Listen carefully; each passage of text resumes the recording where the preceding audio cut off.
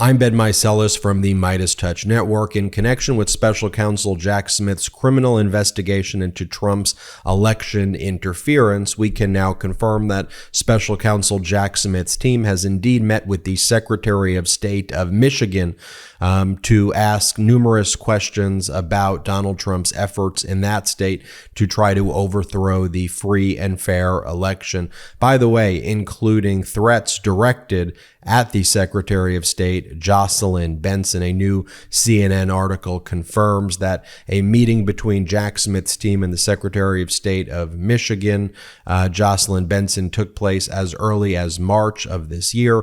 This is what we have learned about the meeting from a source that's quoted by CNN. Quote, "The interview with Jocelyn Benson really underscored, I think, the depth through which the federal prosecutors are looking into everything and the seriousness with which they're taking what occurred and a quest for justice to ensure it doesn't happen again." Benson's office did not reveal the specifics of this interview with Special Counsel Jack Smith about Trump's attempts to overthrow the free and fair election in the state of Michigan.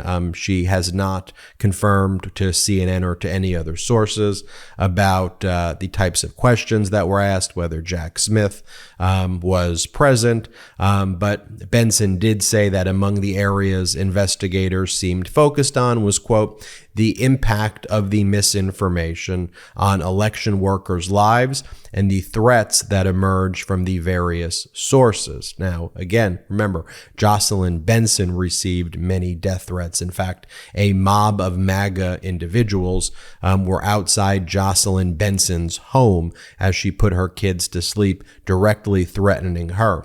Benson said to CNN, quote, "Myself and the election officials who have, at the request or simply because we have a story to tell, have been speaking to authorities. I think it's really a reflection of our desire to ensure that the law is followed, and where there's evidence of wrongdoing, there is justice served." Benson added that she's, quote, "willing to speak with anyone, including the grand jury, about what we endured on leading up to the January 6th insurrection after the 2020 election. Quote, "If and when we are requested, will be a part of any proceeding that require my testimony," Secretary of State Benson said, adding that, quote, "It's important for the American public to know what occurred in 2020 was really detrimental to the lives of Americans." The CNN article points out that this Benson interview followed a subpoena that was sent by Special Counsel Jack Smith to the Michigan election officials' offices, as well, requesting communications that took place with Trump officials, including there was a voicemail that was received from Rudy Giuliani's team that was sent to the clerk of Rochester Hills, Michigan, in December of 2020. And there was an email confirming that there was this voicemail of Rudy Giuliani reaching out. And we know Giuliani was reaching out and threatening local and state election officials and telling them to manipulate election data, to falsify election data. You know, all of this comes as earlier this year, in January of 2023, the Michigan Attorney General, Dana Nessel. By the way, I'm such a big fan of the Michigan Attorney General Dana Nessel, Secretary of State Jocelyn Benson, and Governor Gretchen Whitmer, actually showing what a working government can look like. Fantastic. They deserve far more credit than they get by national media. So any chance we can say how great they are, we're going to do that here on the MeidasTouch Network. But in January of 2023, Michigan Attorney General Dana Nessel opened up a criminal probe into election crimes in Michigan in 2020. And at that time, she had told reporters that she was, quote, "a little worried that more than a year had passed since she had referred the cases related to the fake electors to the Justice Department, Merrick Garland. She believes that there is clear evidence of crimes with the fake elector scheme to support charges against the fake electors in Michigan. But at that time, in January of 2023, she was worried that the Department of Justice had not yet met with anybody in Michigan. But now we know that meetings have taken place in March of 2023, and there have been numerous communications back and forth, near constant communications, as Secretary of State Benson says, with Jack Smith's team. It just seems that Jack Smith's team was waiting for the appropriate time as they were building the case before scheduling these communications. Nessel said the following to CNN back on January of 2023. She said, quote, "What we have seen from the January 6th committee is an overwhelming amount of evidence.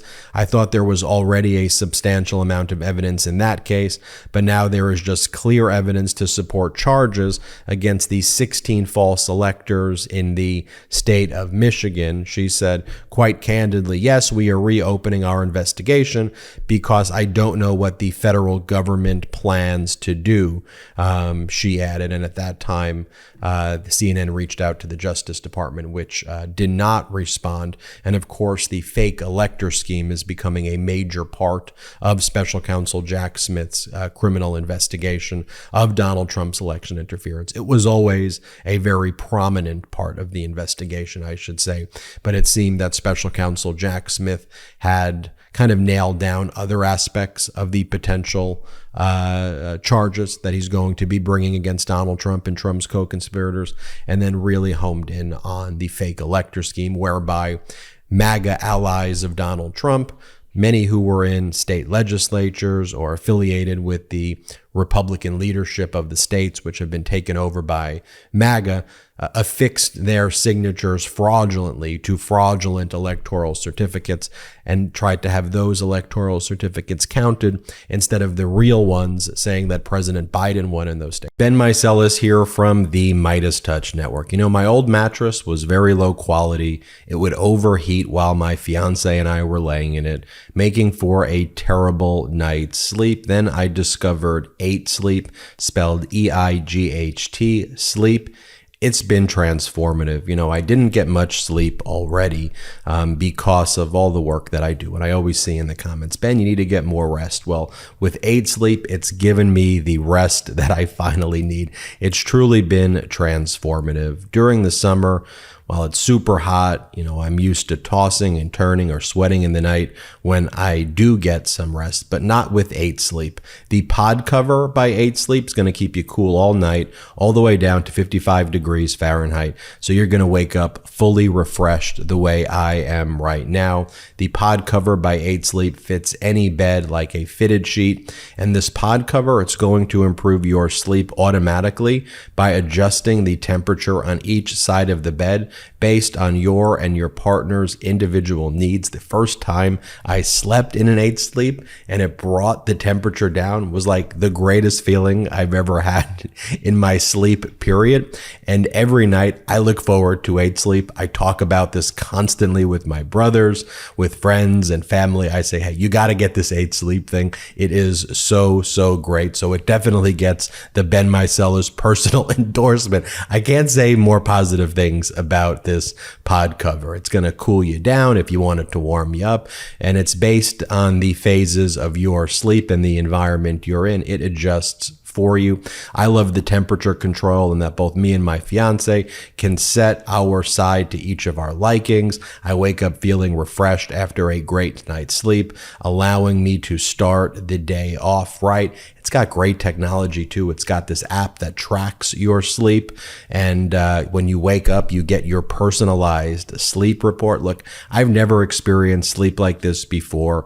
The pod's cooling technology is a lifesaver this summer. It's incredible. Here's what you got to do. Go to 8sleep.com/Meidas, EIGHTSLEEP.com/Meidas. Save $150 on the pod cover. It's the best offer you're going to find. Stay cool this summer with 8 Sleep. It's now shipping within the US, Canada, the UK, select countries in the EU, and Australia. That's 8sleep.com, EIGHTSLEEP.com/Meidas. You're going to love it. So a state like Michigan, where then candidate Joe Biden won, the fake electors would make a fake certificate to send to be counted on January 6th by then Vice President Pence, which Pence didn't do, saying that Donald Trump won. It's a fraudulent document, a perjurious document, making false statements. And so there's a number of crimes there. I want to play for you this testimony by Secretary of State Jocelyn Benson to the Senate Judiciary Committee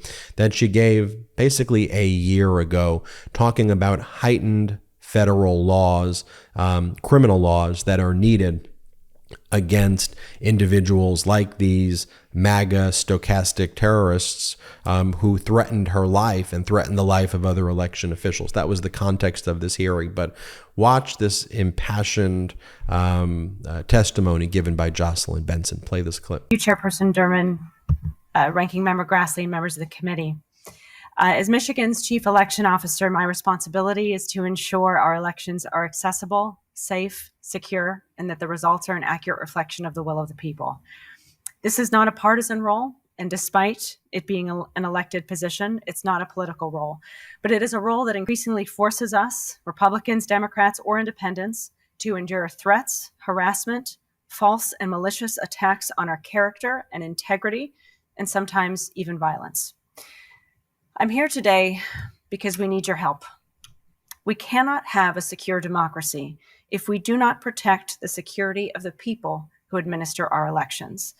And right now, we are facing an unprecedented wave of continuous, unrelenting harassment and threats. Enduring these threats creates a near constant strain of anxiety and stress on our work. The status quo is unsustainable and unacceptable. I've experienced these threats firsthand. One night in December 2020, I was about to put my son to bed when dozens of individuals descended upon our home. Growing in numbers over the course of an hour, they stood outside my front door, waking my neighbors, shouting obscenities and graphic threats into bullhorns. To this day, these images and this memory of that evening still haunts me. This was not the first, nor was it the last time some time or a group of people showed up at my home or threatened me, my staff, or many of the hundreds of local election officials in our state. As a result, there is an omnipresent feeling of anxiety and dread that permeates our daily lives and those of our families. Not long ago, my son, standing in our driveway, picked up a stick, turned to me and said, "Don't worry, Mom. If the bad guys come again, I'll get them with this." He's 6 years old. Some of these incidents have been reported and drawn media attention.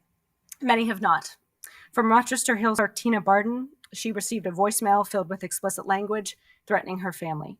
Detroit City Clerk Janice Winfrey was sent photos of a dead body with a message to imagine that body as her daughter. Other clerks beyond Michigan have told countless more stories. Local officials from political parties of both sides enduring threats to their families and their staff. These threats are not limited to personal attacks. They also involve harassment and attempts to criminalize the basic work of local election officials. We are threatened with arrest for simply doing our jobs, for educating citizens about their right to vote, or we are inundated with burdensome and often nonsensical, unnecessary demands for information and access to secure election equipment.